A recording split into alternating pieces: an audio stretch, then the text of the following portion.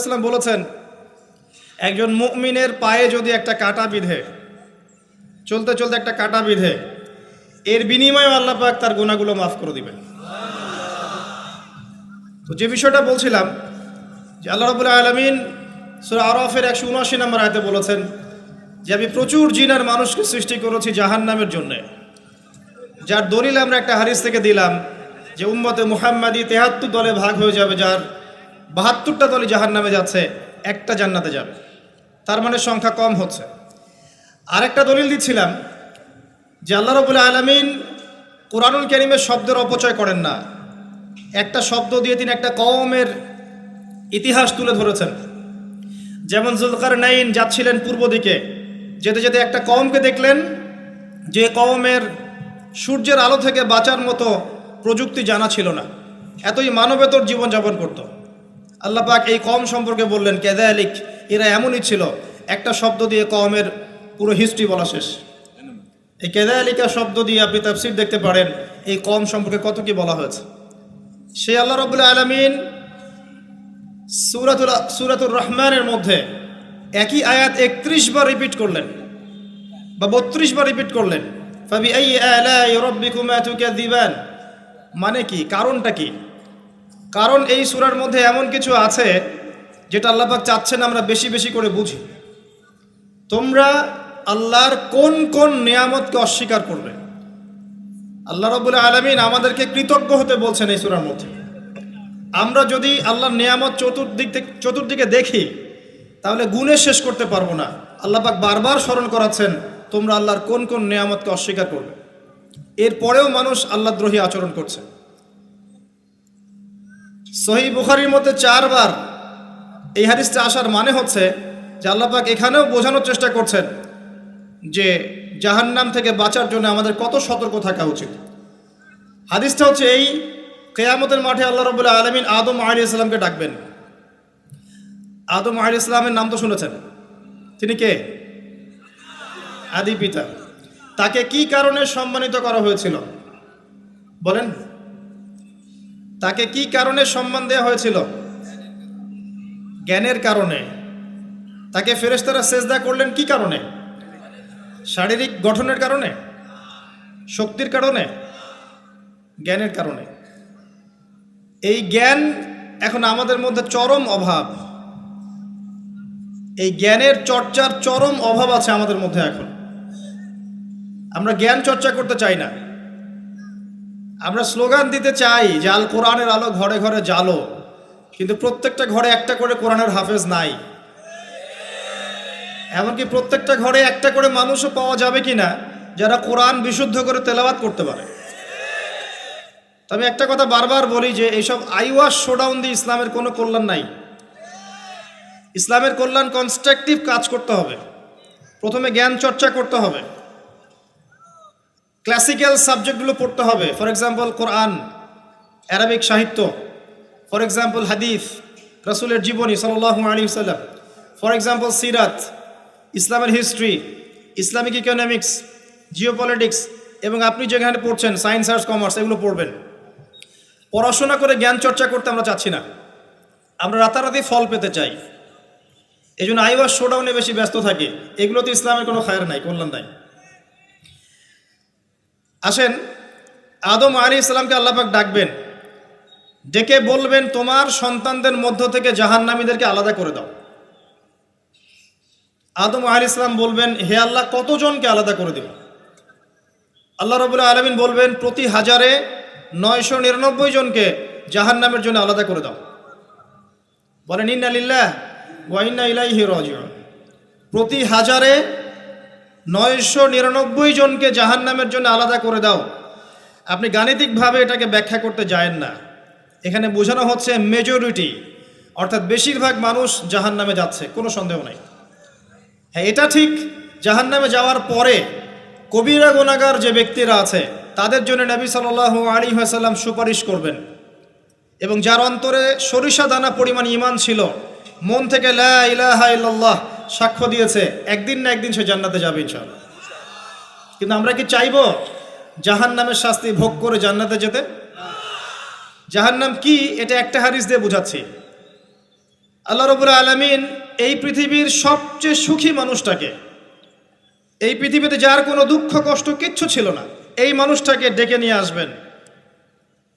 ডেকে নিয়ে এসে জাহান্নামে ঢুকাবেন এক মুহূর্ত সময়ের জন্য, ধরেন 1 সেকেন্ড বা 1 ন্যানো সেকেন্ড।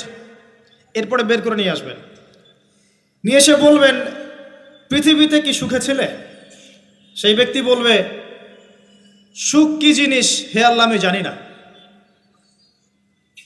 আমি কি বুঝাতে পারছি ভাই? সুখ কি জিনিস আমি জানি না।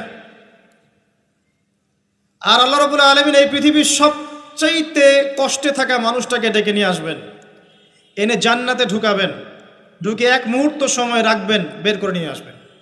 বলবেন, পৃথিবীতে কষ্টে ছিলে? সেই বান্দা বলবে, কষ্ট কি জিনিস আল্লাহ আমি জানি না। এটাই সেই আয়াতের ব্যাখ্যা বলা যায়। আল্লাহ পাক বলেছেন, কুল্লু নাফসিন যায়িকাতুল মাউত, প্রত্যেকটা নফস বা আত্মা মৃত্যুর স্বাদ গ্রহণ করবে। ফাইন্নামা তুওয়াফাউনা উজুরাকুম ইয়াওমাল কিয়ামাহ, কিয়ামতের মাঠে তোমাদের পূর্ণ প্রতিদান দেয়া হবে। ওই দিন ফামান যুহজিহা আনিন নার ওয়া উদখিলাল জান্নাহ ফাকাদ ফাজ, সেদিন যাকে আল্লাহ পাক জাহান্নাম থেকে বাঁচাবেন, জান্নাতে প্রবেশ করাবেন, একমাত্র সে ব্যক্তি সফল, আর কেউ সফল নয়। এই আয়াতটা হচ্ছে দ্য ডেফিনেশন অফ সাকসেস, যার পিছনে আমরা ছুটছি। আমরা সাফল্যের পিছনে ছুটি না। সফল হতে হবে, নিজের পায়ে দাঁড়াতে হবে, টাকা পয়সা করতে হবে, বাড়ি গাড়ি করতে হবে, ব্যাংক ব্যালেন্স করতে হবে, জমি জমা করতে হবে, একটা সুন্দরী গার্লফ্রেন্ড চাই, একটা স্ত্রী চাই, তাই না? আমরা সাফল্যের পিছনে ছুটতে চাই, আর আমাদেরকে বস্তুবাদী দর্শন শেখায় এগুলোই সাফল্যের মানদণ্ড। তা আল্লাহ পাক এখানে বলছেন, যাকে জাহান্নাম থেকে বাঁচানো হবে আর জান্নাতে প্রবেশ করানো হবে, এই ব্যক্তি ছাড়া কেউ সফল না।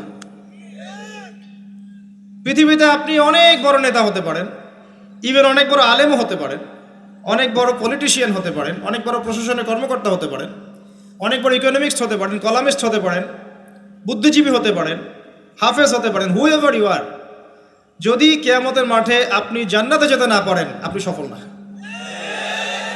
আর পৃথিবীতে যে মানুষ মুদির দোকান করছে, ভ্যান চালাচ্ছে, রিক্সা চালাচ্ছে, বারবার সেলুনে কাজ করে, কৃষক কৃষি কাজ করে, যাদেরকে মানুষ চেনেও না, ইমান আছে, 5 ওয়াক্ত নামাজ পড়ে, ছেঁড়া কাপড় পরে থাকে, এত মান মর্যাদা নাই, ভাইরাল না, মানুষ চিনে না, গভীর রাত্রে তাহাজ্জুদ পড়ে, দেখবেন এই ব্যক্তি যদি কিয়ামতের মাঠে জান্নাতে চলে যায়, এই ব্যক্তি আমার চেয়ে সফল, কোনো সন্দেহ নাই।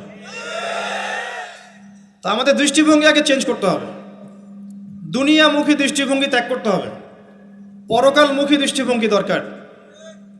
নবী সাল্লাল্লাহু আলাইহি সাল্লাম সাহাবায়ে কেরামের ভিতরে এই পরিবর্তন নিয়ে এসেছিলেন, তাদেরকে আল্লাহমুখী করেছেন, আল্লাহমুখী। যখন তারা আল্লাহমুখী হয়ে গেছেন, তখন দুনিয়া তাদের কাছে তুচ্ছ হয়ে গেছে। দুনিয়ার কষ্ট সহ্য করে নিয়েছেন, দুনিয়ার ভোগ বিলাস ত্যাগ করে দিয়েছেন, দুনিয়াকে সর্বোচ্চ প্রাধান্য দেননি, হাজত বা প্রয়োজন মনে করেছেন। দুনিয়ার সব কাজ করেছেন শুধু আল্লাহ সন্তুষ্টির জন্য। এবং আমি অনেক লেকচারে এটাও বলেছি যে আপনি দুনিয়ার প্রতিটা কাজ আল্লাহ সন্তুষ্টির জন্যই করেন, কারো কাছে কিছু পাওয়ার আশায় করেন না। যদি কারো কাছে প্রতিদান পাওয়ার আশায় দুনিয়ার কাজগুলো করেন, আপনি কষ্ট পাবেন। কারো কাছে আশা করেন না, আল্লাহর কাছে আশা করেন প্রতিদান, আপনি কষ্ট পাবেন না ইনশাআল্লাহ। কারণ আল্লাহ ছাড়া প্রকৃত অর্থে আমাদের আপন বলে কেউ নাই। শুধুমাত্র আল্লাহই আপনার আপন, বাকিরা আপনার প্রয়োজন। মানুষ মানুষকে ভালোবাসতে পারে না, মানুষ মানুষের অবস্থানকে ভালোবাসে। এটা আপনারা হারে হারে ফিল করবেন যত দিন যাবে দেখবেন এটা আখিরুজ জামান, এটা আখিরুজ জামান, শেষ জামানা চলছে। এখন ফিতনাগুলো এমনভাবে পড়তে থাকবে যেন একটা মালা ছিঁড়ে দিলে পুঁথিগুলো যেমন টপটপ করে পড়ে যায়, এইভাবে ফিতনাগুলো আসতে থাকবে। ওই হাদিসের দিকে আসেন। নবী সাল্লাল্লাহু আলাইহি ওয়াসাল্লাম বলছেন, আদম আলাইহিস সালামকে ডেকে আনা হবে, বলা হবে তোমার সন্তানদের মধ্য থেকে জাহান্নামীদেরকে আলাদা করে দাও। আল্লাহ পাক বলবেন, প্রতি 1999 জনকে আলাদা করে দাও, একজন জান্নাতে যাচ্ছে প্রতি 1000-এ। কিন্তু listen to me very carefully, কিন্তু আল্লাহ পাক সূরা নিসা একটা কথা বলেছেন, ইন্নাল্লাহা লা ইয়াগফিরু আন ইউশরাকা বিহি ওয়া ইয়াগফিরু মা দুনা যালিকা লিমান ইয়াশা। আল্লাহ রাব্বুল আলামিন তার সাথে শিরকের গুনাহ ছাড়া অন্য যে কোনো গুনাহ যাকে ইচ্ছা মাফ করতে পারেন। যে কোনো গুনাহ, যে কোনো গুনাহ আল্লাহ পাক মাফ করতে পারেন, শিরকের গুনাহ ছাড়া। আরেকটা গুনাহ আল্লাহ পাক ক্ষমা করবেন না, সেটা হচ্ছে বান্দার হক। বান্দার হক বান্দার সাথে সম্পৃক্ত, কারো টাকা চুরি করেছেন, কারো জমি আত্মসাৎ করেছেন, কাউকে গালি দিয়েছেন, কারো প্রতি জুলুম করেছেন, কাউকে অন্যায়ভাবে মেরেছেন, ছিনতাই করেছেন, ইত্যাদি ইত্যাদি, যেটা অন্যের হকের সাথে সম্পৃক্ত। ধর্ষণ করেছেন, মানুষের সম্মানহানি করেছেন, কাউকে নিষ্পাপ কাউকে বিতর্কিত করেছেন, ইত্যাদি। এই যে মানুষের সাথে জড়িত হক, এটা আল্লাহর কাছে মাফ নেওয়া যাবে না। কাবা ঘরের গেলাফ ধরে কানলেও কোনো লাভ নাই। ওই বান্দার কাছে গিয়ে ক্ষমা নিতে হবে। ভাই আমি আপনাকে গালি দিয়েছি, মাফ করে দেন। ভাই আমি তোমার টাকা চুরি করেছিলাম, এই নাও ফেরত নাও। বোন তোমার সম্পত্তি আমি দেই নাই, নিয়ে নাও। প্রতিবেশী তোমার জমি আমি নিয়েছি, নিয়ে নাও। এটা দুনিয়াতে করতে হবে। অন্যথায় পরকালে দেখবেন যে মানুষের সাথে জড়িত হকের জন্য মানুষটা দাঁড়িয়ে আছে। একজন ব্যক্তি উঠেছে, নামাজ রোজা হজ জাকাত সব নেকি নিয়ে উঠেছে। ওঠার পরে দেখছে সামনে অনেক মানুষ দাঁড়িয়ে আছে। কি জন্য দাঁড়িয়ে আছে? কারো টাকা নিয়ে শোধ করে নাই, কাউকে গালি দিয়েছে, কারো প্রতি জুলুম করেছে, কারো প্রতি অন্যায় করেছে, এরা দাঁড়িয়ে আছে, হক চাচ্ছে। তখন কিভাবে শোধ করবে? আল্লাহ পাক বলবেন তোমার নেকি ওদেরকে দিয়ে দাও। তখন শেয়ার রেটের মাধ্যমে নেকি চলে যাবে। কথা বুঝতে পারছেন? তখন আরো অত্যাধুনিক প্রযুক্তি থাকবে, নেকি কনভার্ট। আর নেকি দিতে দিতে যদি নেকি শেষ হয়ে যায়, তখন ওই ব্যক্তিদের গুনাহ তার আমল নামায় চলে আসবে। তারপর ওই ব্যক্তিরা জান্নাতে যাবে, এই ব্যক্তি জাহান্নামে যাবে। অতএব দুনিয়াতে মানুষের সাথে জড়িত কোনো হক রাখেন না। আল্লাহ পাক বলছেন শিরকের গুনাহ ছাড়া আল্লাহ যে কোনো গুনাহ মাফ করতে পারেন। আর এই যে কুফরি এবং মানুষের সাথে জড়িত হক, আল্লাহ মাফ করবেন না। এখন আল্লাহ যদি শিরকের গুনাহ ছাড়া সব গুনাহ মাফ করতে পারেন, আর আল্লাহ পাক তো ওয়াদা করেছেন নবী সাল্লাল্লাহু আলাইহি ওয়াসাল্লামকে মেরাজের রাতে, যে তোমার উম্মতের যে কোনো ব্যক্তি যদি শিরক না করে আমার সামনে হাজির হয়, আমি তাকে মাফ করে দেব। একটা হাদিসে কুদসির মধ্যে এটাও আছে, হে আদম সন্তান, তুমি যদি আসমান এবং জমিন সমপরিমাণ গুনাহ নিয়ে আমার সামনে দাঁড়াও, কিন্তু আমার সাথে কাউকে শরীক করনি, তাহলে আমি আল্লাহ তোমার সামনে আসমান জমিন সমান ক্ষমা নিয়ে দাঁড়াবো। আবার নবী সাল্লাল্লাহু আলাইহি ওয়াসাল্লাম সুপারিশ করবেন, যার অন্তরে এক জাররা পরিমাণ ঈমান থাকবে, তারা জান্নাতে যাবে। তাহলে কি কারণে 1999 জন মানুষ জাহান্নামে যাবে? উত্তরটা দেন দেখি। তাদের আমল নামায় কিসের পাপ থাকতে পারে? কিসের? এটা বোঝার জন্য কি পিএইচডি করার দরকার আছে? এখন দেখেন, কিছু মানুষ আছে যারা বলছে যে ঈসা ইবনে মারিয়াম আল্লাহর সন্তান, নাউজুবিল্লাহ। এটা শিরক নয়? এবং তাদের সংখ্যা পৃথিবীতে 700-800 কোটির মতো, নাকি আরো কম বেশি হবে, যারা চলে গেছে, যারা আছে এবং যারা আসবে। কিছু মানুষ বলছে ওজায়ের আলাইহিস সালাম আল্লাহর সন্তান, নাউজুবিল্লাহ। এরা হচ্ছে জিউস, যারা এখন প্যালেস্টাইন দখল করে আছে। আর এই কথা বলতে আমাদের বুকে ভয় থাকা উচিত নয় যে ওইটা আমাদের জমি, তাদের জমি নয়। ওখানকার ঘটনা হচ্ছে এমন, একটা উপমা দিয়ে বোঝানো যায়। মনে করেন আপনি আপনার ঘরে বসে আছেন, আপনার দরজায় একজন মেহমান এসেছে। মেহমান নক করছে, ঠক ঠক ঠক। ভাই আমাকে একটু হেল্প করেন, আমি খাইনি অনেক দিন, আমার কাপড় নাই, আমার খাবার নাই, আমার থাকার জায়গা নাই, একটু আশ্রয় দেন। আপনি মাশাআল্লাহ মুসলিম, দয়া পরবশ হয়ে দরজা খুলে দিলেন, তাকে ড্রয়িং রুমে বসালেন, সুন্দর করে খাওয়ালেন, কাপড় দিলেন, রেস্ট করার জায়গা দিলেন। এবার সে সেখানে থাকতে থাকতে পরিকল্পনা করলো যে আপনাকে আপনার বাসা থেকে বের করে দিবে। একদিন আপনাকে ঘাট ধরে আপনার বাসা থেকে বের করে দিল, দিয়ে দরজার ভিতর থেকে লাগিয়ে দিল। এখন দরজার বাইরে দাঁড়িয়ে আপনি নক করছেন, আমার ঘর আমাকে ফেরত দাও, আমার ঘর আমাকে ফেরত দাও। আর এই ব্যক্তি বলছে আপনি জঙ্গি, আপনি সন্ত্রাসী। এটা হচ্ছে সবচেয়ে সেরা উদাহরণ প্যালেস্টাইন এক্সাম্পলের। তো এরা বলছে ওজায়ের আলাইহিস সালাম আল্লাহর সন্তান। একটা কথা আমি বলি, হতাশ হবেন না। ফেরাউন তার দলবল নিয়ে যখন লোহিত সাগরে ধাওয়া করছিল মুসা আলাইহিস সালামকে, আল্লাহ পাক কি করেছেন? আল্লাহ পাক সব সৈন্যকে আগে লোহিত সাগরে এনেছেন, আনার পরে মুসা আলাইহিস সালামকে পার করে দিয়েছেন। তারা যখন মাঝখানে এসেছে, তখন আল্লাহ পাক ডুবিয়ে দিয়েছেন। ঠিক আছে, আল্লাহ পাক ঠিক একই কাজটা করবেন ইনশাআল্লাহ এই জেরুজালেমে ইনশাআল্লাহ তাআলা। সবাইকে এনেছেন আল্লাহ পাক পৃথিবীর বিভিন্ন জায়গা থেকে।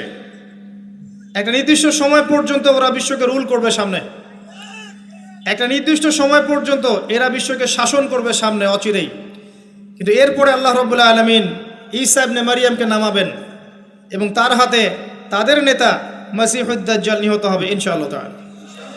এবং পুরো কমিউনিটি একসাথে কলাপস করে যাবে, পৃথিবী থেকে তার নাম অস্তিত্ব মুছে যাবে ইনশাআল্লাহ তাআলা। আল্লাহ পাক ওই লোহিত সাগরের সুন্নাহ এখানে অ্যাপ্লাই করবেন ইনশাআল্লাহ। আল্লাহ পাক এই কারণে একত্রিত করেছেন, এটা আল্লাহ পাকের স্টাইল সুন্নাহ। আসেন, এরা বলছে উযাইর আলাইহিস সালাম আল্লাহর সন্তান। আবার দেখেন কিছু মানুষ বলছে আল্লাহকে পাওয়ার জন্য স্ট্যাচু ওয়ার্শিপ করা যায়, এরা হচ্ছে আল্লাহকে পাওয়ার মাধ্যম। কিছু মানুষ বলছে কবরে সেজদা করা যায়, কবরে শায়িত ব্যক্তি আল্লাহর কাছে সুপারিশ করবে। কিছু মানুষ বলছে আল্লাহ ছাড়া অন্য কারো কাছে দোয়া করা যায়, তিনি অনেক বুজুর্গ ব্যক্তি ছিলেন, আমার দোয়া পৌঁছে দিবেন আল্লাহ পর্যন্ত। কিছু মানুষ বলছে আল্লাহ ছাড়া অন্য কারো নামে নজর করা যায়, জবাই করা যায়, কসম করা যায়, ইত্যাদি ইত্যাদি।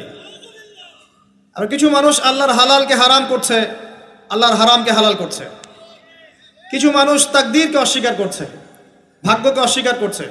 কিছু মানুষ দুনিয়া নিয়ে এতই ব্যস্ত হয়ে আছে দিনের জাররা পরিমাণ ফিকির নাই। আবার কিছু মানুষ এই উম্মতের মধ্যে দাবি করছে মুহাম্মদ সাল্লাল্লাহু আলাইহি ওয়াসাল্লাম শেষ নবী নন, আরও নবী আসতে পারে, এবং তারা প্রকাশ্যে মাহফিল করারও চেষ্টা করছে এখন বাংলাদেশে। আবার কিছু মানুষ বলছে আমরা কোরআন মানি, হাদিস মানি না। এই যতগুলো কথা আমি বললাম এর প্রত্যেকটাই হচ্ছে শিরক। এই শিরকগুলো হয় তিন ভাবে: চিন্তায় শিরক হয়, কথায় শিরক হয় এবং কাজে শিরক হয়। চিন্তা, কাজ এবং কথা, আকীদায় শিরক থাকে, আমলে শিরক থাকে, আবার কথাতেও শিরক থাকে। এই শিরকের পাপের কারণে আল্লাহ রাব্বুল আলামিন বেশিরভাগ মানুষকে জাহান্নামে দিবেন, বলেন নাউযুবিল্লাহ। কিন্তু কারো আমল নামায় যদি শিরকের পাপ না থাকে, শিরক থেকে তওবা করে যে কোনো পাপ নিয়ে সে কবরে যায়, 99% সম্ভাবনা আছে এই মানুষকে আল্লাহ পাক মাফ করে দিবেন। তাহলে আমরা আজকে এতটুকু শিখলাম, প্রথমে সবচেয়ে বেশি কেয়ারফুল থাকতে হবে শিরকের ব্যাপারে, সবচেয়ে বেশি কেয়ারফুল থাকতে হবে শিরকের ব্যাপারে এবং বেদাআতের ব্যাপারে। এটা কি জিনিস? বেদাত হচ্ছে এমন জিনিস, মানে আমিলা আমালান লাইসা আলাইহি আমরুনা ফাহুয়া রাদ। নবী সাল্লাল্লাহু আলাইহি ওয়াসাল্লাম বলেছেন, কেউ যদি এমন কোনো কাজ করে ইসলামের মধ্যে যে কাজের পিছনে আমার কোনো দলিল নাই, প্রমাণ নাই, আমার পক্ষ থেকে কোনো আদেশ নাই বা নিষেধ নাই, কোনো হুজ্জত নাই, এটাই বেদাত, প্রত্যাখ্যাত। মানে আপনার প্রতিটা কাজ হতে হবে শুধুমাত্র নবী সাল্লাল্লাহু আলাইহি ওয়াসাল্লামের সুন্নাহ মতো। এই জায়গায় নতুন কোনো পদ্ধতি চালু করলে আপনি বেদাতি হয়ে যাবেন। বেদাতির পরিণতি কি? তার সমস্ত আমলগুলোকে আল্লাহ পাক ধুলো বানিয়ে দিবেন। দলিল সূরা ফুরকান, সব কিছু বলার সময় পাচ্ছি না মাহফিলে। আরও কি? আরও আছে। বুখারী হাদিসে এসেছে নবী সাল্লাল্লাহু আলাইহি ওয়াসাল্লাম হাউজে কাউসারের সামনে দাঁড়িয়ে থাকবেন এবং এই কাউসারের পানি যে একবার পান করবে কিয়ামতের মাঠে, সে আর কখনো পিপাসার্ত হবে না। নবী সাল্লাল্লাহু আলাইহি ওয়াসাল্লাম পানি পান করাবেন উম্মতকে, হঠাৎ পর্দা পড়ে যাবে। আল্লাহ নবী বলবেন ইন্নাহুম মিন্নি, এরা তো আমার উম্মত। পর্দা পড়ে গেল কেন? তাকে জানানো হবে ইন্নাকা লা তাদরি মা আহদাসা বা'দাক, হে নবী আপনি জানেন না আপনার মৃত্যুর পর এরা আপনার শরীয়তের মধ্যে কত বেদাত চালু করেছিল। তো বেদাতীদের সম্পর্কে নবী সাল্লাল্লাহু আলাইহি ওয়াসাল্লাম বলবেন সুহকান সুহকান লিমান গায়্যারা বা'দি, দূর হও যারা আমার দ্বীনের মধ্যে সংযোজন করেছো, দূর হয়ে যাও। নবীজি অভিশাপ দিবেন, নাউযুবিল্লাহ। আরেকটা মারাত্মক বিষয় হচ্ছে বেদাত করতে থাকলে মানুষ তওবা করে না। একজন চোর তওবা করতে পারে, সে জানে এটা খারাপ কাজ। একজন জেনাকারী তওবা করতে পারে, সে জানে এটা খারাপ। একজন পতিতালয়ের মেয়ে তওবা করতে পারে, সে জানে এটা খারাপ।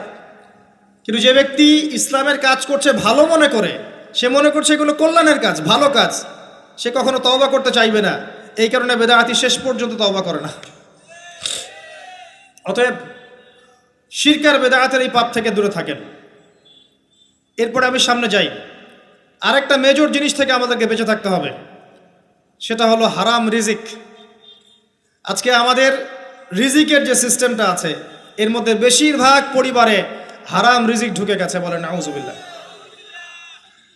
কেউ সরাসরি হারাম, কেউ ঘুরিয়ে ফিরিয়ে হারাম। সবচেয়ে বড় মারাত্মক যে হারামটা ঢুকেছে তার নাম হচ্ছে রিবা বা সুদ। ম্যাক্সিমাম আমরা সুদখোর। আমার কিসের দাড়ি টুপি এগুলো দেখার প্রয়োজন নাই, আমি নিজেও সুদখোর। কিভাবে? প্রত্যক্ষভাবে না হলে পরোক্ষভাবে। মনে করেন আমি একটা ফ্ল্যাটে ভাড়া থাকি, ফ্ল্যাটের মালিক আমার ভাড়ার টাকা দিয়ে তার ব্যাংকের লোন শোধ করে, পরোক্ষভাবে আমি সুদের সাথে সম্পৃক্ত আছি। আপনি বাঁচতে পারবেন না। এই জামানা সম্পর্কে নবী সাল্লাল্লাহু আলাইহি ওয়াসাল্লাম বলেছেন, এমন একটা জামানা আসবে যেই জামানায় মানুষ সুদ থেকে বেঁচে থাকতে পারবে না। যে বেঁচে থাকার চেষ্টা করবে তার গায়েও সুদের ছিটা ফোটা গিয়ে লাগবে, কোনো সন্দেহ নেই, এটা সেই জামানা। টপ টু বটম সব জায়গায় সুদ। আর জানি না এই আয়াতগুলো কোরআনে আছে কি না আদৌ, বা এগুলো মানুষকে শোনানো হয় কি না আদৌ। তা আমি আমার জায়গা থেকে চেষ্টা করছি। আল্লাহ বা কোরআনে বলেছেন। কে বলেছেন? আল্লাহ বলেছেন। আমি অনুবাদ করছি, আমি জাস্ট অনুবাদক। সূরা বাকারা 279 থেকে পড়া শুরু করেন। আল্লাহ পাক বলছেন, ইয়া আইয়ুহাল্লাযীনা আমানু, হে মুমিনগণ, তুমি যদি মুমিন হয়ে থাকো, হে মুমিনগণ, ইত্তাকুল্লাহ, তোমরা আল্লাহকে ভয় করো। ইত্তাকুল্লাহ, তোমরা আল্লাহকে ভয় করো। ইত্তাকুল্লাহ, তোমরা আল্লাহকে ভয় করো। ওয়াযারু মা বাকিয়া মিনার রিবা, সুদের অবশিষ্ট অংশগুলো ছেড়ে দাও। ইন কুনতুম মুমিনিন, যদি প্রকৃত অর্থে মুমিন হয়ে থাকো। ওয়া ইন লাম তাফআলু, আমি আল্লাহ বলছি তোমরা যদি এটা না করো, ফাযরু বিহারবিন মিনাল্লাহি ওয়া রাসূলিহি, তাহলে আল্লাহ এবং তার রাসূলের সাথে যুদ্ধের ঘোষণা শুনে রাখো। গো অ্যাহেড, এখন রাস্তা আপনার। আমি অনুবাদ করে শুনিয়ে দিয়েছি, আপনার কান পর্যন্ত পৌঁছে গেছে। এখন decision is yours, path is yours, choose your path. রাস্তা আপনার, আপনি ফিক্স করেন কি করবেন। যদি আপনি সুদ খান 1 নাম্বার, অথবা দেন 2 নাম্বার, 3 আপনি সাক্ষী থাকেন, 4 লিখে রাখেন, আপনি সমান পাপী। এই 4 শ্রেণীর মানুষকে নবী সাল্লাল্লাহু আলাইহি ওয়াসাল্লাম অভিশাপ দিয়েছেন, লাআনত করেছেন। আর নবী সাল্লাল্লাহু আলাইহি ওয়াসাল্লামের অভিশাপ নিয়ে যদি আমরা কবরে যাই, তাহলে মান নবিয়ুক উত্তর দিতে পারবো, এটা বিশ্বাস করা বোকামি। তার অভিশাপ নিয়ে যদি আমরা হাসরের মাঠে উঠি, হাউজে কাউসারের পানি পাবো, প্রত্যাশা করাটা বোকামি হবে। তার অভিশাপ নিয়ে যদি আমরা হাসরের মাঠে উঠি, তাহলে তিনি আমাদের জন্য সুপারিশ করবেন, এটা ভাবা বোকামি হবে। মেরাজের রাতে আল্লাহ রাসূল দেখে এসেছেন, 1 শ্রেণীর মানুষকে রক্তের নদীতে ফেলে মাথা ফাটিয়ে দেয়া হচ্ছে। নবী জিজ্ঞাসা করলেন সাল্লাল্লাহু আলাইহি ওয়াসাল্লাম, এরা কারা হে জিবরাইল? জিবরাইল আলাইহিস সালাম বলেন, এরা আপনার উম্মতের সেই সব ব্যক্তি যারা ছিল সুদখোর, যারা সুদের মধ্য দিয়ে মানুষের রক্ত চুষে খেয়েছে। আজকে রক্তের নদীতে এদেরকে ফেলে মাথা ফাটিয়ে দেয়া হচ্ছে। কি করবেন আপনি ফিক্স করেন। ইসলাম তরবারির জোরে ছড়ায় নাই। আমি আপনার গর্দানে তরোয়াল ধরে বলবো না যে সুদ ছেড়ে দেন, বলবো? কেউ বলবে না। ইসলাম এভাবে ছড়ায় নাই। ইসলাম সৌন্দর্য দিয়ে ছড়িয়েছে, সুন্দর উপদেশ দিয়ে ছড়িয়েছে। উদউ ইলা সাবিলি রাব্বিকা বিল হিকমা ওয়াল মাউইযাতিল হাসানাহ ওয়াজাদিলহুম বিল্লাতি হিয়া আহসান, এভাবে ইসলাম ছড়িয়েছে। ফাযাক্কির ইন নাফাআতিয যিকরা সায়াযাক্কারু মান ইয়াখশা, হে নবী আপনি উপদেশ দিন, যদি উপদেশ কাজে লাগে শীঘ্রই যারা আল্লাহকে ভয় করে তারা আপনার উপদেশ গ্রহণ করবে ইনশাআল্লাহ। ওয়া ইয়াতাজান্নাবুহাল আশকা, যারা পাপাচারী ফাসিক তারা উপদেশ গ্রহণ করবে না। ফাযাক্কির ইন্নামা আনতা মুযাক্কির, আপনি উপদেশ দিন, আপনি শুধু উপদেশদাতা। লাস্তা আলাইহিম বিমুসাইতির, আপনি কারো উপর দারোগা নন। এটা একজন দায়ীর কাজ, একজন আলেমের কাজ, এর বেশি কিছু না। আমাদের ম্যাক্সিমাম রিজিকের মধ্যে সুদ ঢুকে গেছে। হয় আমরা খাচ্ছি, না হলে দিচ্ছি, না হলে সাক্ষী থাকছি, না হলে লিখে রাখছি। আরেকটা কথা বলি, এই হাদিসটাও শুনে রাখেন। নবী করিম সাল্লাল্লাহু আলাইহি ওয়াসাল্লাম কার নবী? আপনার তো, আপনারই তো নবী।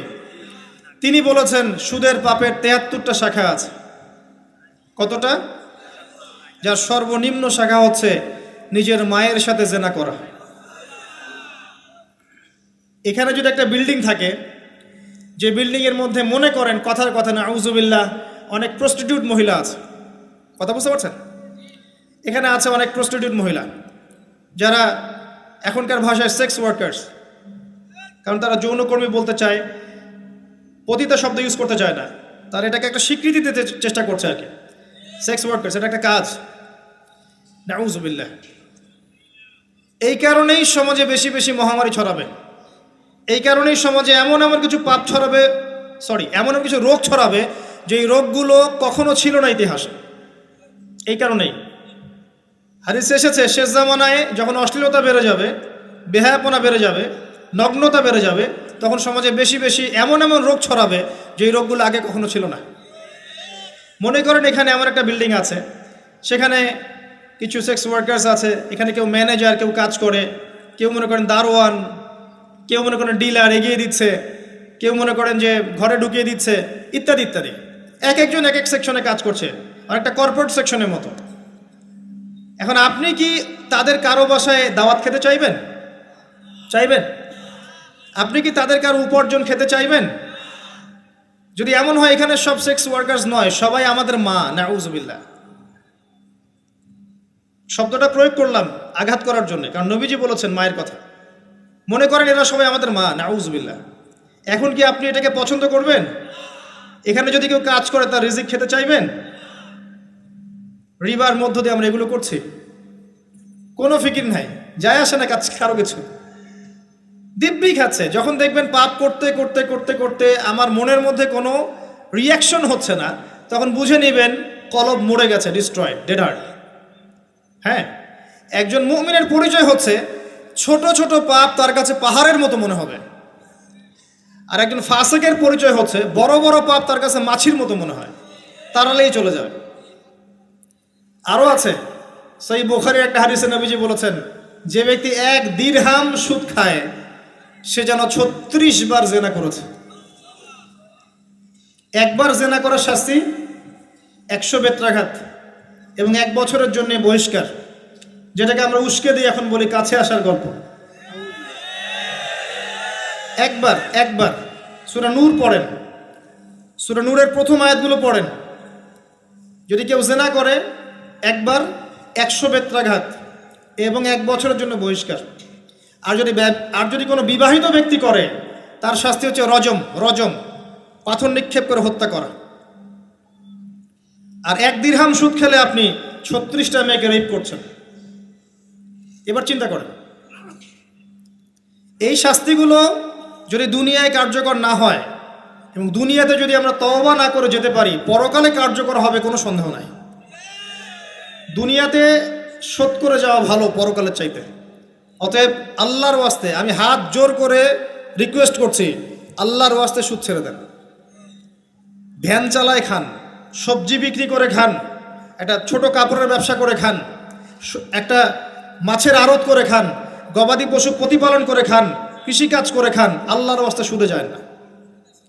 আপনার পুরো দুনিয়া এবং আখিরাত বরবাদ হয়ে যাবে এবং আপনি এর মধ্য দিয়ে আল্লাহর সাথে যুদ্ধ করছেন, নবীর সাথে যুদ্ধ করছেন। এর উপরেও আছে পেপার মানির মধ্যে সুদ। ওই যে বললো 1 দিরহাম, এই দিরহাম আবার কি জিনিস? দিরহাম মানে রৌপ্য মুদ্রা, দিনার এটা কি জিনিস? স্বর্ণ মুদ্রা, ইসলামিক মুদ্রা। সেই যে চলে গেছে ব্রিটিশরা আসার আগে, এখন আর দেখা যায় না। একটা গোল্ড কয়েন যার মূল্যটাকে ইকোনমিক্সের ভাষায় বলে ইন্ট্রিনসিক ভ্যালু। এই ভ্যালুটা এই স্বর্ণ মুদ্রার ভিতরেই থাকে।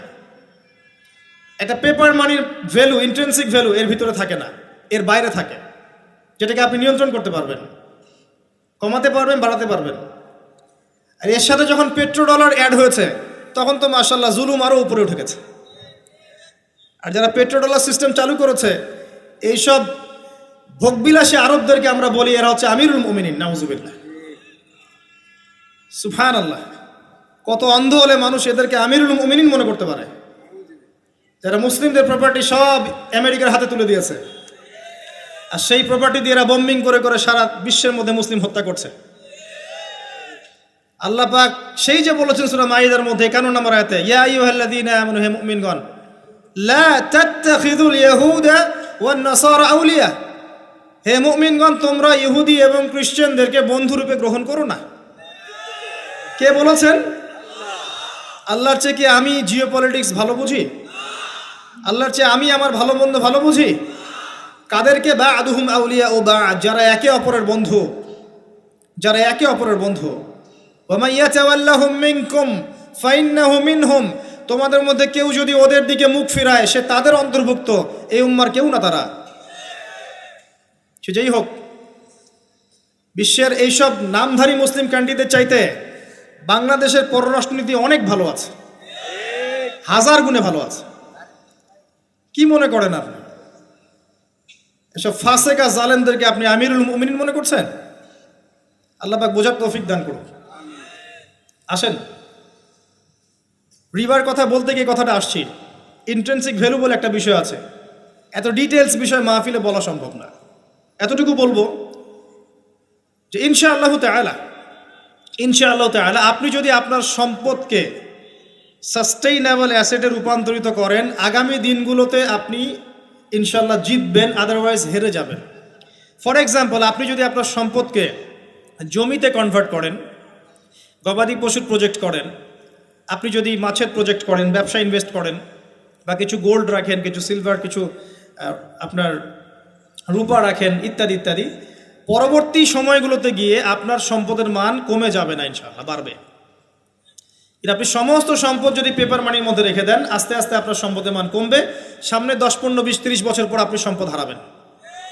এর চেয়ে বেশি কিছু আমি বলতে পারবো না, বাকিটা আপনারা পড়াশোনা করে বুঝে নেবেন। যেটা বলতে চাচ্ছি, ইকোনমিক সেকশনে আমরা সবাই মোটামুটি হারামের সাথে সম্পৃক্ত। এর পাশাপাশি আছে আবার ঘুষ, আছে না? না দিলে চাকরি হয় না, সুবহানাল্লাহ। আবার অনেক আলেম ফতোয়া দিচ্ছে এখন, তুমি যদি যোগ্য হয়ে থাকো কিন্তু তোমাকে জব দিচ্ছে না, তাহলে তোমার জন্য ঘুষ দেওয়া জায়েজ। সুবহানাল্লাহ, কত ঘুরিয়ে ফিরিয়ে জায়েজ করছি আমরা, আল্লাহ ভালো জানেন। যে নিবে আর যে দিবে সমান অপরাধী দুজন। একজন ব্যক্তি মাদক দ্রব্য সেবন করে, আরেকজন ব্যক্তি মাদক উৎপাদন করে, কেউ সেল করে, কেউ ডিস্ট্রিবিউট করে, সবাই অপরাধী না? এরপরে আবার আছে দেখবেন অন্যের সম্পদ আত্মসাৎ করা, দুর্নীতি করছি, অন্যের সম্পদ আত্মসাৎ করছি। অনেক সময় দিনের লেবাজেই, ধার্মিকতার লেবাজেই মানুষের সম্পদ লুটে পুটে খাচ্ছে। কত মাজার কাছে যায় দেখেন মানুষের সম্পদ কিভাবে লুটে খাচ্ছে, আল্লাহ ভালো জানে। ওখানে যত মোমবাতি জমা পড়ে, এগুলো বিক্রি করলে মনে একটা পদ্মা সেতু হবে, আল্লাহ ভালো জানে। বেশি বলে ফেলাইছে মনে হয়। যাই হোক, এমন অনেক জায়গা আছে, গরু ছাগল দিচ্ছে, মাশাআল্লাহ মানতের টাকা দিচ্ছে। এই যে কয়দিন আগে দেখলাম একটা চ্যানেলেই দেখলাম, দান বাক্স খুলেছে, কোটি কোটি টাকা বের হচ্ছে এখন থেকে। জি, আমি মনে করতে পারছি না, বাট আমি দেখেছিলাম। তো না, ঠিক আছে, মসজিদে টাকা দিতে পারে মানুষ, সমস্যা নাই। আমি বলছি এমন জায়গা যেখানে আল্লাহর সাথে শিরক হচ্ছে। বিষয়টা হচ্ছে, আমরা ধর্মের লেবাজে অনেক সময় মানুষের সম্পদ লুটে পড়ে খাচ্ছি না? অনেক মুসলিম আছে যারা বোনের সম্পত্তির অধিকার দেয় নাই। আল্লাহ রাস্তায় সময় দিয়ে আসে, চিল্লা দিয়ে আসে, বলছে যে আমার বোন তো আমাকে সম্পত্তি দান করে দিয়েছে, মাশাআল্লাহ। তার মানে কেমনে দান করছে ভাই? তো বলে আমি ওকে বলছি তুই যদি আমাকে দিস তো সব হবে। তো দিয়ে দিচ্ছে, মাশাআল্লাহ। তো বললাম যে আপনি মরার আগে ওটা তাকে সওয়াবের আশায় দিয়ে দিয়েন, এই অবস্থায় মরেন না। আমরা অনেক সময় ধর্মের লেবাজেও মানুষের সম্পদ আত্মসাৎ করি, কোনো সন্দেহ নাই। আল্লাহ পাক আমাদেরকেও হেফাজত করুন, আমিন। এক কথায় বলতে চাই প্রিয় ভাইয়েরা, পরিবারের মধ্যে হারাম রিজিককে ঢুকতে দিয়েন না। হারাম রিজিক ঢুকলে পরে আপনার ইবাদত কবুল হবে না। আপনি ছোটোখাটো কিছু করেন, হালাল রিজিক খান, অল্পতে আল্লাহ পাক সন্তুষ্ট হয়ে যাবেন ইনশাআল্লাহ তাআলা। আল্লাহ পাক তো বেশি কিছু চান না আমাদের কাছে। আল্লাহ পাক কি চান? আমরা তাকে ভালোবাসি, আমরা তার জন্য আমাদের ইবাদতগুলো ঢেলে দেই, তার সাথে শিরক না করি, তার নবীর সুন্নাহ মতো চলি, একটু হালাল খাই, একটু পর্দা করি, বাচ্চা কাচ্চাদেরকে ইসলামী আদর্শে বড় করি, পরিবারের আদর্শটা একটু ঠিক করি। এত বেশি কিছু কি আল্লাহ পাক চান আমাদের কাছে? আল্লাহ পাক কি আমাদের কলার ধরে জিজ্ঞাসা করবেন যে দুনিয়াতে ইসলামী খেলাফত কায়েম করে আসো নাই কেন? বলবেন? বলবেন না। এটা বলবেন না আল্লাহ পাক আমাদেরকে। কিন্তু যাকে আল্লাহ পাক ওই ক্ষমতা দিয়েছেন তাকে বলবেন তোমাকে ক্ষমতা দিয়েছিলাম, তুমি কেন করো নাই? কথা বুঝতে পারছেন? সবার জন্য সব কিছু না, আমরা সাধারণ মানুষ। সাধারণ মানুষের জন্য সাধারণ কাজগুলো যথেষ্ট। একটু পড়াশোনা করেন, আল্লাহ পাক তৌফিক দান করুক, একটু আমল করেন, একটু পর্দা করেন, একটু হালাল খান, তাওহীদে থাকেন, সুন্নতে থাকেন, নবীর মতো লাইফ কাটান, 5 ওয়াক্ত নামাজ পড়েন, সামর্থ্য হলে যাকাত দেন, রমজান মাসে রোজা রাখেন, সামর্থ্য হলে হজ করেন, ইনশাল্লাহ আপনি জান্নাতি। একটা হাদিস আমি পড়েছি ফয়জুল কালাম বইয়ের মধ্যে, মাদ্রাসায় পড়ানো হয়, ক্লাসিক্যাল একটা বই, সবাই কিনতে পারেন। ফয়জুল কালাম অত্যন্ত চমৎকার হাদিসের একটা বই। এর মধ্যে একটা হাদিস আছে যেটা পড়ে শান্তি লাগে, মনে হয় যে না আশা আছে পরকালে বাঁচার।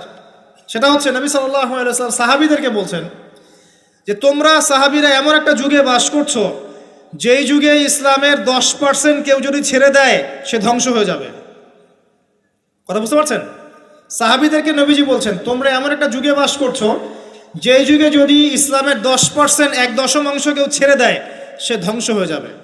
কিন্তু তোমাদের পরে এমন একটা যুগ আসবে যেই যুগে মানুষরা যদি ইসলামের 10% ধরে রাখতে পারে সফল হয়ে যাবে। এটা সেই যুগ না? আপনার এই যুগে প্রতিটা সেক্টরেই ফিতনা।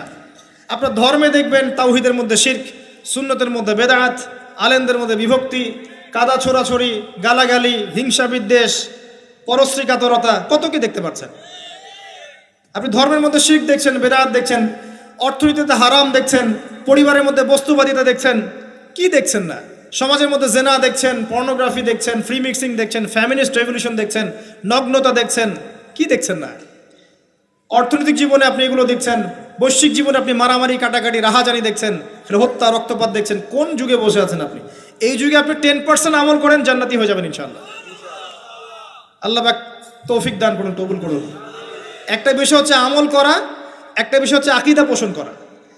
আমি যদি আকীদা পোষণ করি যে ইসলামের মধ্যে, কোরআন এবং সুন্নাহর মধ্যে প্রতিটা বিষয়ের সমাধান আছে, এটা যদি আপনি বিশ্বাস করেন, এরপরে অল্প আমল করেন, কোনো সমস্যা নেই ইনশাআল্লাহ। কারণ আপনার আকীদা ঠিক আছে। আপনি আমল করতে পারেন নাই কিন্তু আকীদা ঠিক ছিল। আপনি মেনে নিয়েছেন লা ইলাহা ইল্লাল্লাহ, কোনো ইলাহ নেই আল্লাহ ছাড়া, মুহাম্মাদুর রাসূলুল্লাহ, কোরআন হুজ্জাতুল্লাহ, কোরআন আল্লাহর হুজ্জা, সুন্নাহ তরিকাতুন নবী, এটা আল্লাহর নবীর তরিকা। এগুলোর মধ্যে সব কিছুর সমাধান আছে, এটা আপনি মেনে নিয়েছেন মন থেকে। এবার আমল করতে গিয়ে আপনি পারছেন না। নামাজ পড়ছেন 5 ওয়াক্ত, হয়তো পরিবারটা ঠিক মতো করতে পারছেন না, চেষ্টা করছেন, হালালে থাকার চেষ্টা করছেন, কখনো কখনো হারাম ঢুকে যাচ্ছে, আপনি চেষ্টা চালিয়ে যাচ্ছেন ক্রমবর্ধমানভাবে, কিন্তু আপনি আকীদা রাখেন এটাই চূড়ান্ত, এটাই সঠিক, ইনশাআল্লাহ আল্লাহ পাক আপনার সব গুনাহ মাফ করে দিবেন। আর একজন ব্যক্তি আকীদাই রাখে না, সে মনে করে ইসলাম ওই যুগে চলতে, ওই যুগে চলে না। সে মনে করে কোরআন এবং সুন্নাহ সব কিছু নাই, আমার মস্তিষ্ক প্রসূত বুদ্ধি সব কিছু। কেউ মনে করে সায়েন্সই সব কিছু, কেউ মনে করে মানব রচিত বিধানই সব কিছু। কেউ যদি এগুলোকে চূড়ান্ত মনে করে তখন আমল আর কাজে আসবে না। এই বাতিল আকীদা নিয়ে বেশি বেশি আমল করেও লাভ নাই। আকীদা আগে স্পষ্ট করতে হয়, পরিষ্কার করতে হয়। আল্লাহ পাক আমাদেরকে পরিচ্ছন্ন আকীদা দান করুন, আমিন। রিজিকের ব্যাপারে প্রিয় ভাইরা সচেতন হয়ে যান। এরপরে চলে আসেন একটা মৌলিক জায়গায় আসবো, ফ্যামিলি। এখানে মা বোনরা আছেন, এখানে অনেক যুব সমাজের তরুণ তরুণীরা আছে, আমাদের পিতৃস্নেহ পিতৃমহ অনেক আমাদের পিতামহরা আছেন। এটা একটা ভালো সুযোগ এই পরিবার সম্পর্কে দুটো মৌলিক কথা বলার জন্য। আমি অনেক দিন থেকে চাচ্ছিলাম এমন একটা পরিবেশ। লিসেন ভাই, আল্লাহ পাক একটা আয়াতে বলেছেন, সূরা তাহরিম আয়াত নাম্বার 6, ইয়া আইয়ুহাল্লাযীনা আমানু, হে মুমিনগণ, কু আনফুসাকুম, নিজে জাহান্নামের আগুন থেকে বাঁচো, ওয়া আহলিকুম নারা, তোমার পরিবার বর্গকে বাঁচাও, আলাইহা মালাইকাতুন গিলাজুন শিদাদ, যেই জাহান্নামে কঠোর মনের ফেরেশতা আছেন, লা ইয়াসুনাল্লাহা মা আমারহুম ওয়া ইয়াফআলুনা মা ইউমারুন, আল্লাহ পাক তাদেরকে যে আদেশ করেন সে আদেশ পালনে তারা বিন্দুমাত্র ভূক্ষেপ করে না, মানে বিন্দুমাত্র গাফেলতি করে না। আল্লাহ পাক ভয় দেখাচ্ছেন জাহান্নামে এমন ফেরেশতা আছেন, আল্লাহ যা আদেশ করবেন তাই করবে। এই জাহান্নাম থেকে নিজে বাঁচো, পরিবার বর্গকে বাঁচাও। নিজে বাঁচবো কিভাবে? আমি বলে দিয়েছি কিভাবে। আপনি জ্ঞান অর্জন করবেন, আমল করবেন, হালাল খাবেন, তাওহীদে থাকবেন, সুন্নতে থাকবেন, ইনশাল্লাহ বেঁচে যাবেন। পরিবার বর্গকে বাঁচাবেন কিভাবে? আসেন শুরু করি শুরু থেকে। শুরুটা হবে আপনার বিয়ে দিয়ে।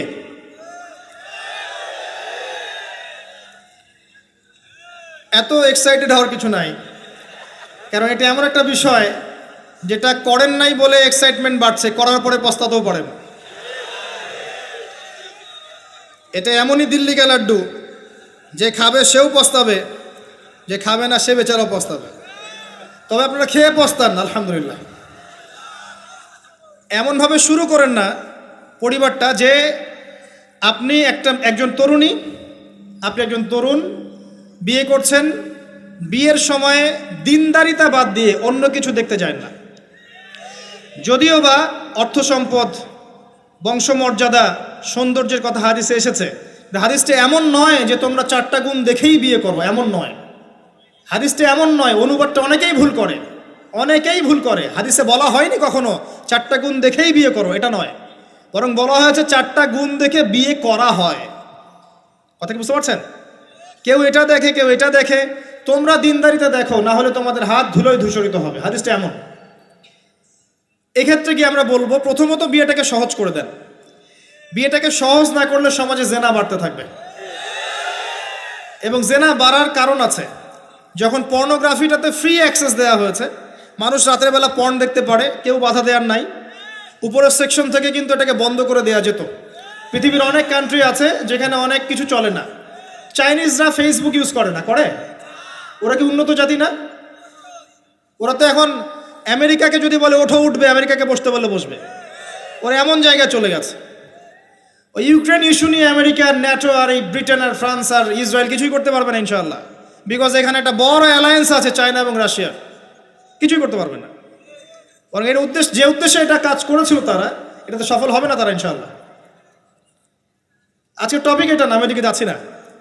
মূল বিষয়টা হচ্ছে যে সহজ করতে হবে বিয়েটাকে। উপযুক্ত বয়স হয়ে গেলেই একটা উপার্জনের সোর্স খুঁজবেন আগে।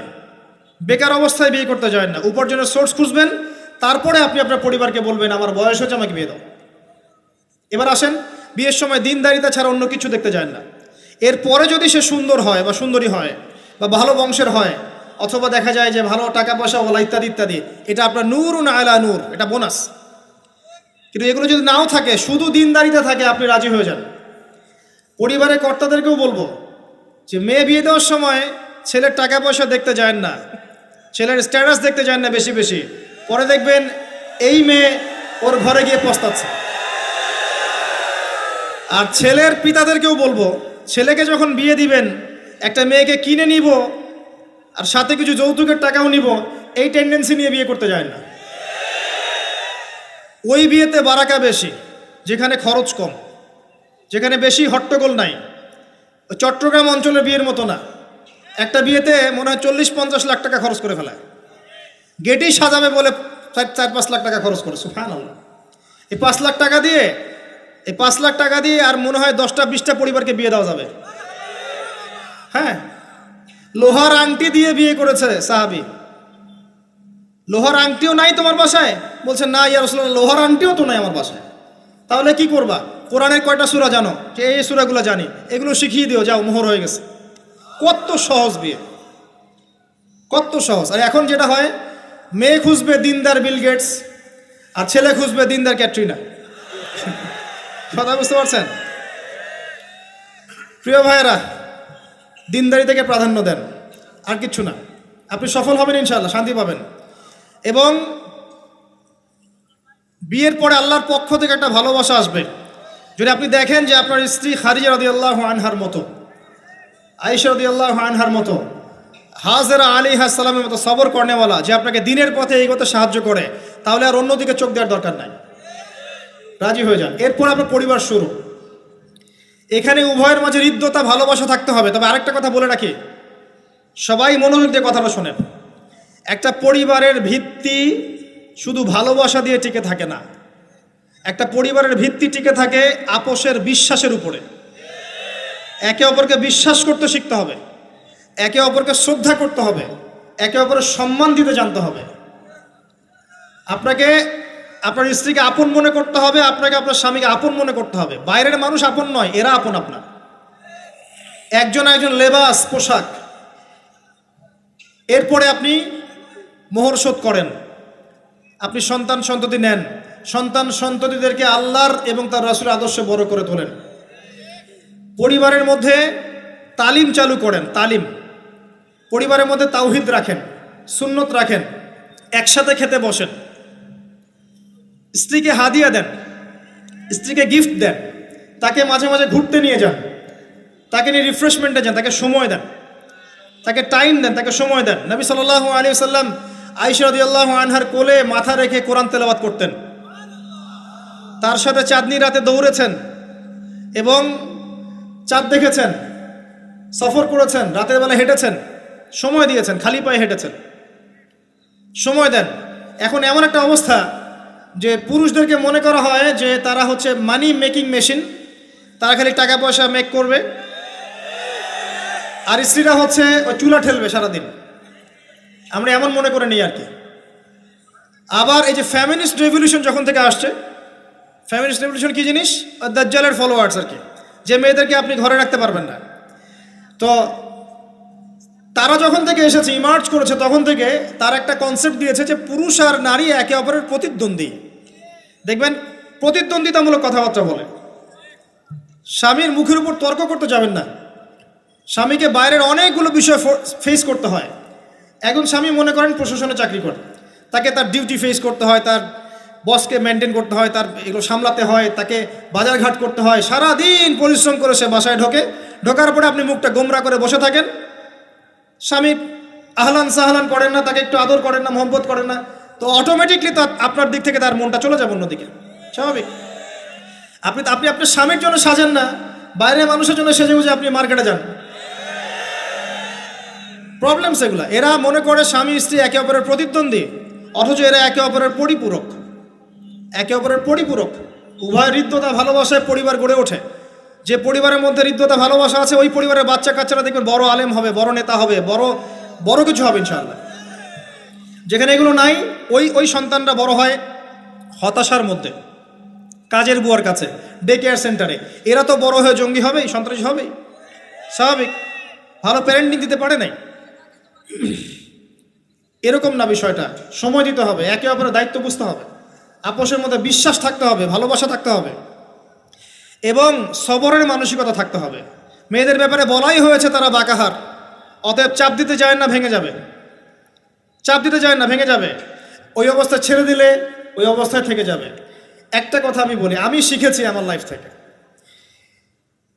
আল্লাহ পাকের প্রতিটা সৃষ্টি এক একটা রূপক মেসেজ দিচ্ছে। জানেন, রাবার গাছ দেখেছেন? রাবার গাছ, যেই গাছ থেকে রাবার হয়, গাছটাকে দেখবেন পরিচ্ছন্ন, গাছটা পরিষ্কার। যে নিজে পরিষ্কার করে সে নিজেও পরিচ্ছন্ন। জমিনের মধ্যে দেখবেন মৃত জমিন, বৃষ্টি পড়লো, সজীব হয়ে উঠল, সবুজ ধান ক্ষেত। এই সবুজ ধান ক্ষেতটা আপনার যৌবন, আস্তে আস্তে ফসল হবে। এই ফসল হওয়ার টাইমটা হচ্ছে আপনার পৌরত্ব। এরপরে ফসলটা কেটে ফেলা হবে। এই ফসলটা আপনার ভালো কাজ, আমল সালেহ, এটাকে রেখে দেওয়া হবে। বাকিটাকে হলুদ বর্ণের যে খড়কুটো, এটাকে জ্বালিয়ে দেওয়া হবে। এই যে ধান গজালো, একটা সিজন গেল, এর মধ্যে আপনার দুনিয়ার জীবনের হায়াতের রূপকতা আছে। জি, পাহাড়কে দেখেন, পাহাড় বিশালতা নিয়ে দাঁড়িয়ে থাকে। ওর গায়ে যতই ঢিল মারেন, লাথি মারেন, সমালোচনা করেন, সে নড়বে না তার জায়গা থেকে। থাকবে, সে ওর জায়গায় স্টিল থাকবে, কিন্তু সে শান্ত থাকে, সে চিল্লাফাল্লা করে না। তাই যারা সাহসী বীর, তারা বেশি কথা বলে না, শান্ত থাকে। যারা পাহাড়ের মতো দৃঢ়, ওরা বেশি কথা বলে না। সাগরকে দেখেন, বিশাল সাগর, কক্সবাজারে যান, সাগরকে বিশাল সাগর গর্জন করছে, ভিতরে অনেক সম্পদ, অনেক মাখলুক আছে। আপনি সামনে গিয়ে দাঁড়ান, বিনয়ের সাথে আপনার পা ধুয়ে দেবে, কোনো অহংকার করবে না। প্রতিটা সৃষ্টি আল্লাহ পাকের এক একটা মেসেজ দেয়। ঠিক মেয়ে মানুষও একটা মেসেজ দেয়। কি মেসেজ? আল্লাহ পাক মানুষকে সবচেয়ে সুন্দর করে সৃষ্টি করেছেন, আর মানুষের মধ্যে মেয়েদেরকে সবচেয়ে বেশি সুন্দর করে সৃষ্টি করেছেন। আল্লাহ পাকের সবচেয়ে সুন্দর সৃষ্টি হচ্ছে মেয়েরা, এবং তারা খুব নরম হয়, নরম, প্রজাপতি ধরার মতো। প্রজাপতিকে ধাপ করে ধরতে পারবেন না আপনি। শক্ত করে ধরতে গেলে প্রজাপতি নষ্ট হয়ে যাবে, মরে যাবে। প্রজাপতিকে কোমলভাবে ধরতে হবে। ঠিক মেয়েদের সামনেও আপনার কোমল থাকতে হবে। বেশি হার্ড হতে যাবেন, শেষ। আমি আপনার গার্লফ্রেন্ডের সামনে কোমল হতে বলি নাই, আপনার ওয়াইফের সামনে হতে বলেছি। কোমল থাকলে আপনি জিতে যাবেন। দেখবেন দুনিয়ার চিল্লা ফাল্লা করছে আপনার বাসায়, আপনি চুপচাপ আছেন পাহাড়ের মতো, কোমল আছেন। 5 মিনিট পর দেখবেন নিজেই ঠান্ডা হয়ে এসে বলছে, আচ্ছা সরি, ভুল হয়ে গেছে। আর যদি আপনি চিল্লা ফাল্লার কাউন্টার দিতে যান, তাহলে দেখবেন সুটকেস গোছানো শেষ, বাবার বাড়ি চলে গেছে। ডিল করা খুব ডিফিকাল্ট। এখানে আপনাকে খুবই সবরের পরিচয় দিতে হবে। আল্লাহ পাক বোঝার তৌফিক দান করুন। আর আমরা মা বোনদেরকে রিকোয়েস্ট করব, 4টা মূলনীতি মেনে কাপড় চোপড় পরবেন। আপনার কাপড়টা এমন হবে না যেই কাপড়টা পরলেও অঙ্গ প্রত্যঙ্গ দেখা যায়, বোঝা যায়, এমন হবে না। কাপড়টা এমন হবে না এত টাইট ফিটিং যে আপনার অঙ্গের উঁচু নিচু অবয়ব বোঝা যায়, এমন হবে না। কাপড়টা এমন হবে না যেটা অমুসলিমদের পোশাক, আর কাপড়টা এমন হবে না যেটা পুরুষদের পোশাক। এই মূলনীতিগুলো মেনটেন করে কাপড় পরবেন ইনশাআল্লাহ। এছাড়াও মেয়েদের কথায় পর্দা আছে, চলনে পর্দা আছে, ওঠা বসায় পর্দা আছে। নামাজ পড়ার সময় তাদেরকে কিছুটা শালীনভাবে নামাজ পড়তে হয়। তাদের চোখের দৃষ্টির মধ্যে পর্দা আছে। এগুলো কে শিখাবে এখনকার মেয়েদেরকে? সবসময় বিজি দেখবেন নতুন কোন সিরিয়াল আসছে, নতুন কোন ফ্যাশন আসছে, নতুন কোন পার্লারে কি আসছে, কোন কাটিং আসছে, কোন নায়িকা আসলো। ওই যে বাংলাদেশে কোন এক নায়িকা আসছে, তাই নিয়ে মিডিয়াতে এমন তোলপাড়, মনে কি নাকি একটা অবস্থা। আল্লাহর কাছে তোমার কি মূল্য আছে হে? আল্লাহর কাছে তোমাদের কি মূল্য আছে? তোমরা কি 5 ওয়াক্ত নামাজ পড়ো? তোমরা কি পর্দা করো? তোমাদের মধ্যে হায়াবোধ কিছু আছে? তোমরা মানুষকে ভালো কিছু শেখাও, সমাজকে ভালো কিছু দাও, শালীন কিছু দাও। আল্লাহর কাছে তোমাদের কি মূল্য আছে? নবী সাল্লাল্লাহু আলাইহি ওয়াসাল্লাম তো জাহান্নাম দেখে সেই কথাটাই বলেছেন, আমি জাহান্নাম দেখে আসলাম, সেখানে বেশিরভাগ অধিবাসী হচ্ছে মেয়ে, নারী। কি কারণ? তারা এমন কাপড় চোপড় পরে বাইরে ঘুরতো যেই কাপড় পরেও তারা নগ্ন থাকতো। আমি কি ব্যাখ্যা করতে হবে? আপনি দেখতে পারেন না? এবং তারা স্বামীর সাথে কুফরি করত। সারা জীবন স্বামী যদি তাদের ভরণ পোষণ দেয়, ভালোবাসে, মহব্বত করে, তাদের জন্য জীবনটা ক্ষয় করে ফেলে, এক পর্যায়ে গিয়ে বলবে সারাটা জীবন তোমার কাছে কিছুই পাইলাম না। বাস্তব। এগুলোর কারণে মেয়েরা বেশি বেশি জাহান্নামে যাবে। এবং তারা মানুষ মারা গেলে মাতম করে, বুক পিঠ চাপড়ায়, এই কারণে যাবে। এবং তর্ক লাগলে অভিশাপ দেয় বেশি, এই কারণে যাবে। আল্লাহ পাক আমাদের মা বোনদেরকে হেফাজত করুন। তবে একটা হাদিস আছে সুসংবাদের।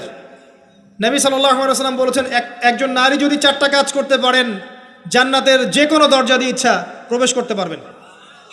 1 নাম্বার 5 ওয়াক্ত নামাজ, 2 নাম্বার রমজান মাসে সওম, 3 নাম্বার আপনার লজ্জাস্থানের হেফাজত অর্থাৎ খাস পর্দা, এবং 4 নাম্বার আপনার স্বামীর আনুগত্য।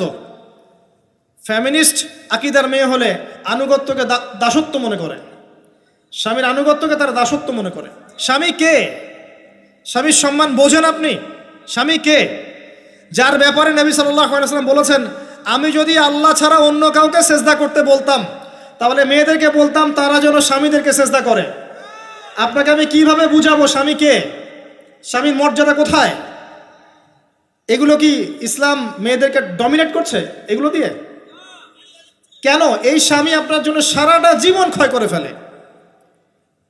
একটা চোর পর্যন্ত, একটা চোর, একটা করাপ্টেড মানুষ, দুর্নীতিগ্রস্ত মানুষ, সে চুরি করে, দুর্নীতি করে এনে বাচ্চাকে খাওয়ায়। একটা ধর্ষক পর্যন্ত ওর মেয়েকে আদর করে। পুরুষ মানুষ কি জিনিস কেমন করে বুঝবেন? সারাটা জীবন ক্ষয় করে ফেলায়। যদি আপনি তার আনুগত্য করেন, তার সামনে সুন্দর মতো থাকেন, তার কথার সাথে তর্ক না করেন, ভালোবাসা দিয়ে থাকেন, আপনার জন্য সে জীবন দিতে প্রস্তুত থাকবে। এরকম পুরুষ মানুষ। আপনাদেরকে কেউ চোখ তুলে তাকালে ওর চোখ তুলে ফেলাবে,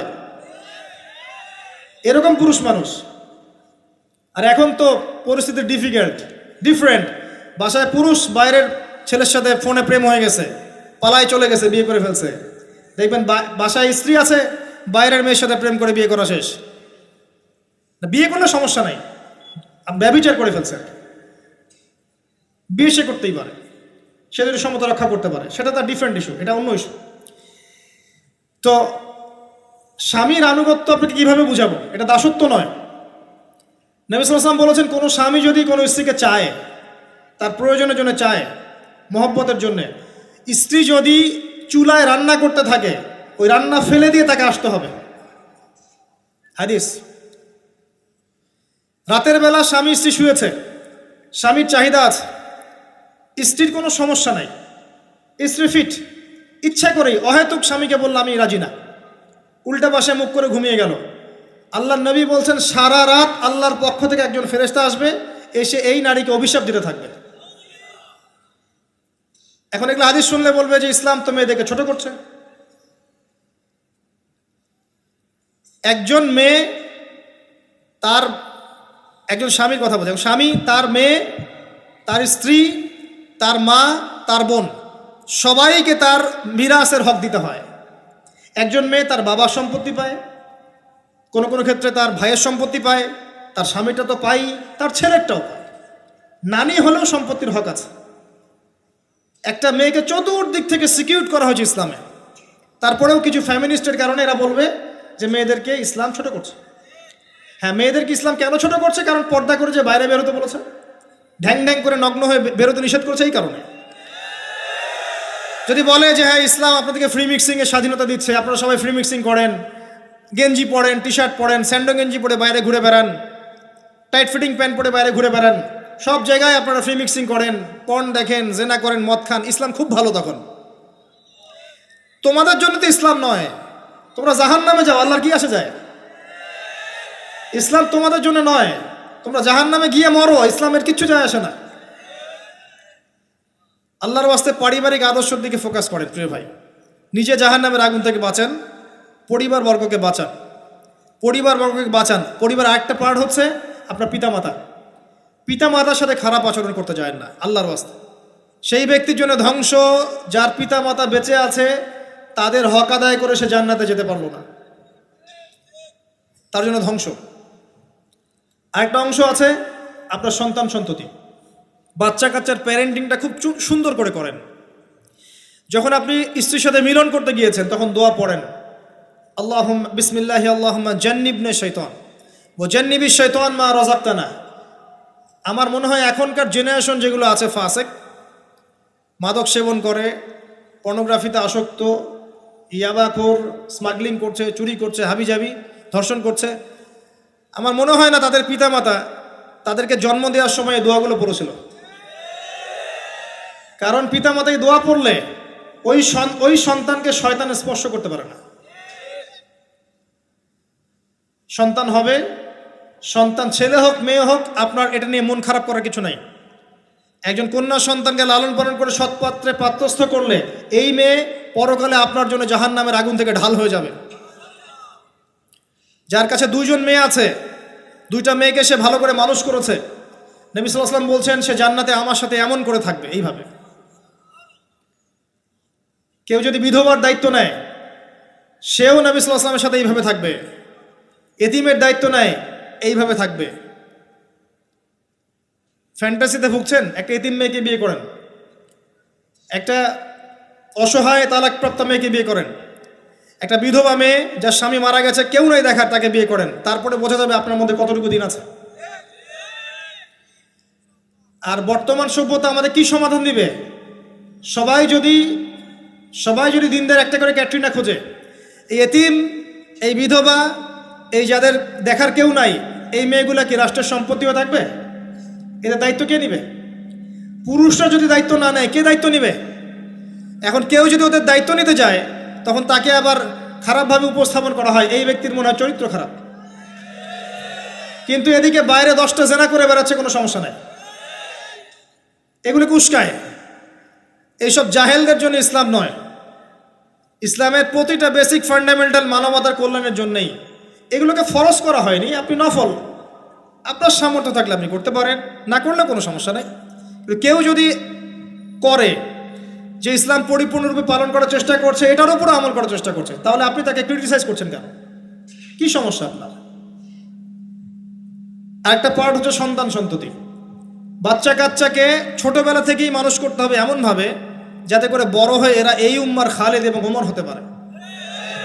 বাচ্চা ছোট বাচ্চাকে আপনি ভালো খাবার দেন, মায়ের স্নেহ দেন, বাবা মার সাথে রাখেন, একটু গ্রাম্য পরিবেশে নিয়ে গিয়ে তাকে বড় করেন।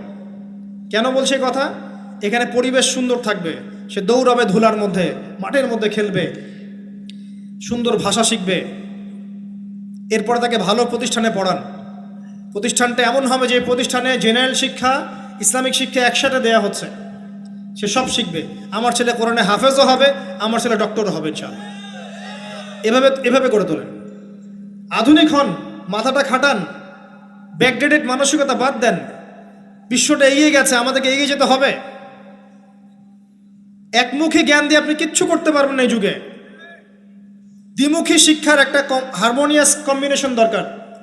আমাকে কোরআন জানতে হবে, সায়েন্সও জানতে হবে, নাহলে আমি সায়েন্স দিয়ে কোরআনকে ব্যাখ্যা করতে পারবো না, কোরআন দিয়েও সায়েন্সকে ব্যাখ্যা করতে পারবো না।